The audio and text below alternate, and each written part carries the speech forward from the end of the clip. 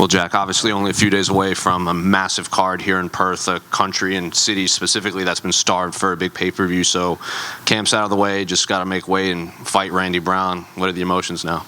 Yeah, I'm feeling good. I'm focused. I'm in my hometown, so it just feels like another day. But yeah, I'm focused. I'm ready to fight. I'm ready to put on a good fight for the crowd. Has the week felt like another fight week, given that you are the hometown guy fighting? I'm sure you have more obligations to do just around the city, I would assume.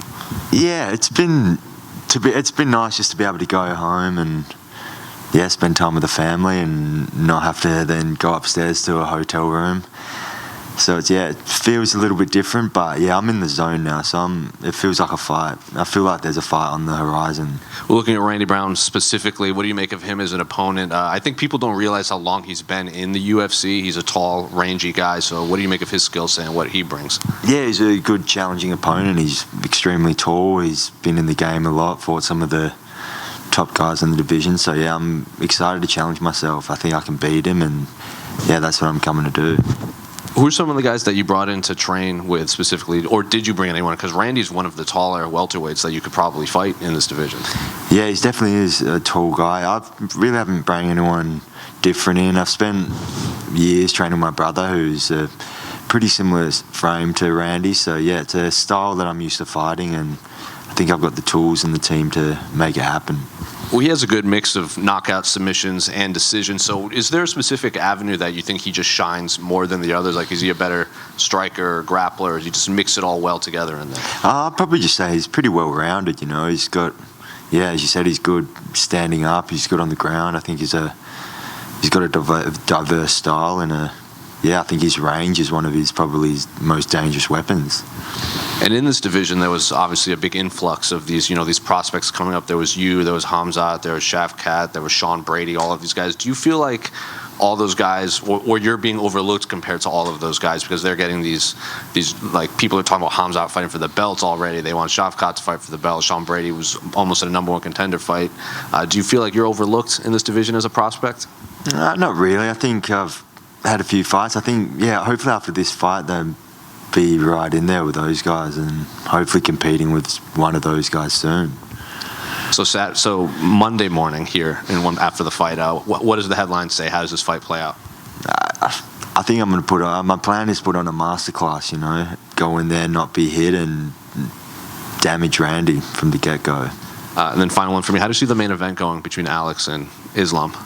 I think I'm back in the Aussie. I think Alex has the tools to make it happen, and I think it's a tough one for him, but I think he can make it happen. Thank you. And Jack, you started your career 0-2, you're now 13-2. Same coach, same city. You're in Perth. UFC's here. You are the talk of the card. Is it sort of like a crowning moment to you, even though you've got a long career ahead of you, but is it a real pinnacle moment for you? Yeah, for sure. I'm always excited for the next fight. This is the next fight. It's something that I always thought would happen, fight here in front of a big crowd in the UFC, and to happen this early is a dream come true. And you're a dad now. How's that affected training camp? It's actually bringing balance to my life, just a lot more rest in between, which is nice. And mate, you got years left in this career, but I just wanted to ask one thing. After it's all said and done, how does Jack Della want to be remembered? I want to be, I don't know, I want to go down as one of probably the smoothest movers in the game. That's it. Good luck. Cheers, mate. Smoothest movers? I don't know, I just like to put on, every time I fight, I just want to look nice fighting. Well, it's worked so far. I mean, that rookie year in the UFC couldn't get much better. Is there a certain pressure you're putting on yourself to live up to those expectations? You're using words like masterclass and things like that. Yeah, well, that's what I'm gunning for, the perfect performance. Obviously, the perfect performance is a tough mountain to get to, I guess, but that's the plan, Go in there, not get hit, and land a lot of strikes. How close were the last ones to the perfect performance? I mean, 3 first-round KOs in a row. It's pretty good. Yeah, I think there was things I can improve on, But yeah, hopefully this one, if it goes 3 rounds, hopefully I can put on a good show. Yeah, and I'm just curious, tomorrow you'll be at the press conference with, the 4 title fight competitors, and that's obviously a big stage, a big opportunity. Do you think about, how you want to represent yourself up there, the kind of impression you want to give on a stage like that where there's going to be a lot of people, or do you just go up there not really thinking about it, be yourself? Yeah, just think I'm focused on the fight, I put all my focus on the fight, and this stuff is just, bonus. But the fight is what I'm after, and I want to put on a good show.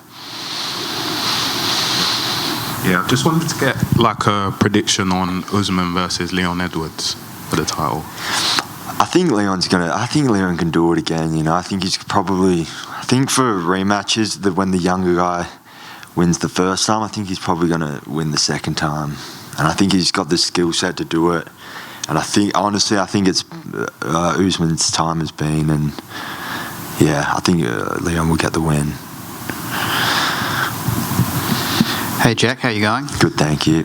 Coming in after 3 first round knockouts, does a kind of sense of complacency kind of build where you have a fight coming up and you're like, I'll get this done? Or do you, in the prep, are you always like, no, this could go 3 rounds, I've got to be prepared, and you have a team that kind of pull you in, or do you not kind of have that problem?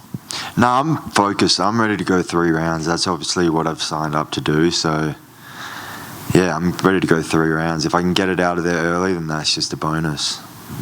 And you mentioned how you're just focused on the fight, but you are fighting about as close to home as you can fight. Yeah. And this is all your family and friends supporting you. Do you feel any kind of pressure going into that, or is it kind of a fire that lights up underneath you? Yeah, I think it's the pressure. I think it is an important thing, and it would just make the win feel that much better. So I'm going to embrace the pressure, and this isn't something you get to do every day, so I'm going to enjoy every second of it. And it might potentially be the only time this happens, but how are you feeling about having a fight and then going home to sleep in your own bed? Yeah, it's incredible. That is a big bonus. Go home straight after the fight, eat these food that I'm used to eating, and just continue on my life the next day. Cool, cheers, mate. Yeah. Darren Till mentioned that he trains almost exclusively in Liverpool, and then he went over to Thailand and he picked up a lot of extra skills and what have you. Does that interest you in the future, maybe, of going outside of Perth? And if so, where would you ideally want to go? Yeah, no, I think this year I plan on going to Thailand at some point, take the family, have a little holiday, and it's a good excuse to holiday and get some good training with different people. But my team at the moment is getting the work that I need to be done, and that's what it's about.